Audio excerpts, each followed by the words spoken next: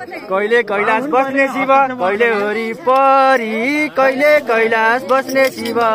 कहिले वरिपरि शिवजीको फुलबारी बेलपत्रको घारी शिवजीको फुलबारी बेलपत्रको घारी शिवजीको फुलबारी